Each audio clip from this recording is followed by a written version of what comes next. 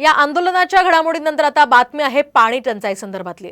मराठवाड्यामध्ये टँकरच्या संख्येत या आठवड्यामध्ये पुन्हा एकदा वाढ झाली आहे। तर दुष्काळाची तीव्रता वाढल्यामुळे संपूर्ण मराठवाडा आता पाणी टंचाईचा सामना करतोय। दिवसा आड 4 ते 5 टँकरची संख्या वाढतीये। छत्रपती संभाजीनगर जिल्ह्यामध्ये सर्वाधिक म्हणजे 708 टँकरनं पाणी पुरवठा केला जातोय। तर हिंगोली जिल्ह्यात सर्वात कमी म्हणजे 8 टँकरनं त्या ठिकाणी पाणी पुरवठा होतोय। दुसरीकडे धरण प्रकल्पातलं पाणी संपण्याच्या मार्गावर आहे। त्यामुळे मराठवाड्याला पुढचे 4 ते 5 आठवडे पाण्यासाठी खडतर या ठिकाणी कसरती कराव्या लागणार आहेत। जालना जिल्ह्यामध्ये सुद्धा 519 टँकरनं पाणी पुरवठा होतोय।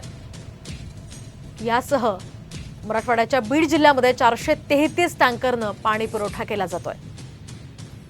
यासह धाराशिव जिल्ह्यामध्ये सुद्धा 146 टँकरनं पाणी पुरवठा होतोय।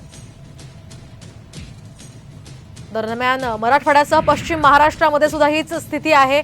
सोलापूर शहरामध्ये सध्या पाणी सदृश्य परिस्थिती निर्माण झाली आहे। सोलापूर शहरामध्ये 5 दिवसांच्या आड पाणी पुरवठा केला जातोय। तर ज्या भागामध्ये महापालिकेची पाईपलाईन पोहोचली नाहीये त्या भागामध्ये 6 दिवसांआड टँकरनं पाणी पुरवठा होतोय। टँकरचं पाणी पुरत नसल्यामुळे पाण्यासाठी आता नागरिकांना भटकंती करावी लागते। आपण पाहू शकतो हे विदारक दृश्य आहे सोलापूरमधलं।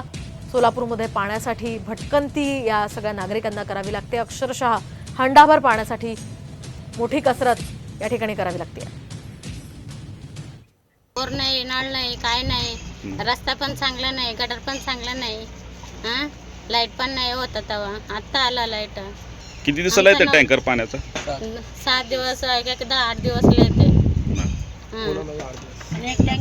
असं पुरत नाही, काय नाही, उगाच भांडण होते। समजून घेते काय तर राहू दे म्हणून। आपलं राजनगरमध्ये तर पाईपलाईन नाही साहेब। एकच टँकर आहे, 40 ते 50 घर आहेत, पण पाणी पुरत नाही कोणाला बी। प्रत्येक वेळा भांडणांचं इथं बोरचा व्यवस्था नाही, काही नाही। पाईपलाईन टाकते म्हणून सांगितले तर लय ॲड्रेस दिलं आम्ही बापूला बी, नगरसेवकांना बी सांगितलं होतं, तरीसुद्धा आमच्यापाशी लक्ष देणे त्यांनी। दरम्यान राज्यातल्या दुष्काळासंदर्भात विरोधी पक्षनेते वडेट्टीवार यांनी काही मुद्दे उपस्थित केलेत। राज्यामध्ये 73% दुष्काळ असल्याचं त्यांनी म्हटलंय। मात्र राज्य सरकार त्याकडे दुर्लक्ष करत असल्याची टीका सुद्धा त्यांनी केली आहे। शेतकऱ्यांना संपूर्ण कर्जमाफी करावी, मोफत बियाणे उपलब्ध करून देण्याची मागणी सुद्धा वडेट्टीवार यांनी केली आहे। राज्यातील सरकारला शेतकऱ्याची ही व्यथा बघताना आमची मागणी असणार आहे राज्य सरकारकडे की त्वरित या सर्व शेतकऱ्याची संपूर्ण कर्जमाफी करावी,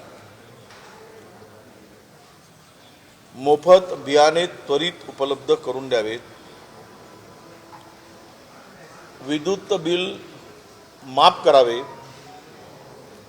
आणि जे काही कर्ज वसुली आहे त्याला त्वरित स्थगिती द्यावी, ती थांबवावी।